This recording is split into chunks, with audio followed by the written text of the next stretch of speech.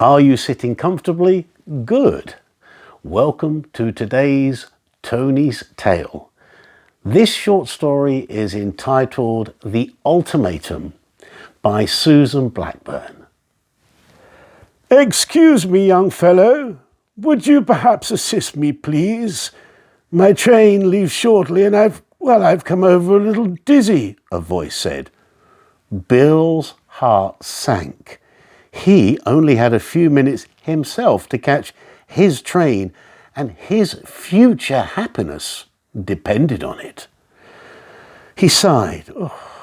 He hadn't any choice. This could be his grandfather, and he'd like to think if his grandfather needed help, then somebody would be there for him too. Manfully swallowing his frustration, and with a cheery, "Come on then," he grinned at the old man, gently taking his arm. They arrived with a few minutes to spare. Bill settled the old man in his seat and squeezed his shoulder. "There you go. Sure you'll be all right?" Yes, thank you. I'm fine now. My son's picking me up at the other end. He wanted to bring me all the way, but I wouldn't let him. He has enough on as it is. My name's Fred Baxter, and you are? Bill Fletcher. Well, I can't tell you how much I appreciate your help, Bill. I'm not able to drive anymore, you see, so that's why I'm having to use the train. But the station is so much busier and bigger than I remember, I got a bit overwhelmed. Fred blew his nose on a large white hanky before continuing. Well, I thought I was going to miss it, and that would have been a disaster today of all days. My wife, you see, is recovering in hospital after a big operation, and it's her birthday today. God bless you, my boy. His voice shaking. Bill shook Fred's hand, strangely moved. Fred spoke again. I hope you find happiness, Bill. May I give you one word of warning on that score? Don't settle for second best. As Fred held his hand and stared into his eyes, it seemed to Bill as if Fred could see straight into his mind. He shook his head to clear it. "Okay, anyway, I'd be better getting off now, otherwise I'll be travelling with you," he joked, making hurriedly for the door as the shrill sound of the guard's whistle brought him back to the present and his own predicament.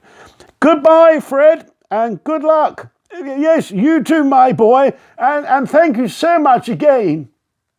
With a final wave to Fred as he passed by, Bill was off, desperately dodging through the throng of people. But despite doing a sprint worthy of the Olympics, he was just in time to see the tail end of his train disappearing into the distance. He slapped his forehead in despair. That was it then. He was on his last chance with Polly, and he'd just blown it. He punched in her number and listened to it ringing, his heart thumping. "Hello, darling. Where are you?" Polly's husky voice, one of the first things that had attracted him to her, came on the line. I'm still at the station, Polly. I've missed the train. I'm so sorry," he apologised. "But that's it then."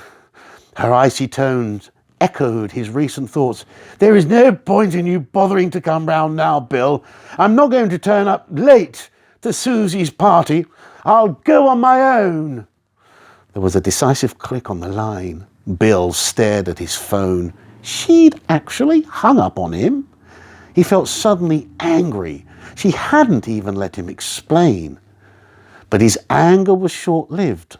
Polly had, after all, given him numerous chances. This ultimatum had justifiably come when they'd missed the first act of a play Polly had been looking forward to for months. She moved heaven and earth to get tickets for them both. "This is your last chance, Bill," she ranted. "Just one more time you let me down and we're finished." He tried to explain that one of his work colleagues had had a deadline and her computer was playing up. He hadn't felt he could abandon her. "Oh, so your work colleague is more important than me," she accused him, tears welling up in those gorgeous brown eyes. Eyes he drowned every time he looked into them. "No, of course not," Bill replied. "I thought it would only take a moment, but then it took longer, and I... "Yes," Polly said imperiously. "Then you what?" "Well, I got intrigued with what the problem could be, and I lost track of time," Bill replied sheepishly. "I'm so sorry, Polly." "And what about the time when we were supposed to be having lunch with Dad last month?" Polly had said then. "I was dying for you to meet him, and you didn't get there until dessert." "Oh, Polly, I explained about that. My neighbour was upset because she'd lost her cat. Ellen's a lovely old thing, and I just couldn't leave her. Actually," Bill added, a bit miffed himself now, "I thought you would have understood about that." "Don't you dare turn this on me. I'm not the bad guy here," Polly had said furiously.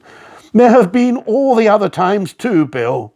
You just seem incapable of being on time." That was when she'd warned him about it being his last chance. Bill sat on the station bench and sighed heavily. If she'd taken herself off to the party, it was hardly worth getting the train to Polly's now. And when she got home, would she even listen to him if he did? But however mad she was, he couldn't regret helping Fred. He couldn't have lived with himself if he'd walked away. Whilst all these thoughts were churning through Bill's head, Fred Baxter, after his short journey, alighted from his train and was met by his son Jack. They made their way towards the hospital, having stopped to purchase a bouquet of scented roses, which he now laid gently in his wife's arms. They were Vera's favourite flowers. She'd always been thrilled whenever he'd bought her roses, burying her nose in them and breathing in the scent. "A rose isn't a rose without its perfume," she said now, as she always did. I've got to shoot off now," Jack said. "I've got a meeting I can't miss, but I'll be back after that." "I've come by train today, Vera," Fred said after Jack had gone. "I'd realised it would have been more convenient for Jack picking me up, and it's far more pleasant by train than by bus," he said.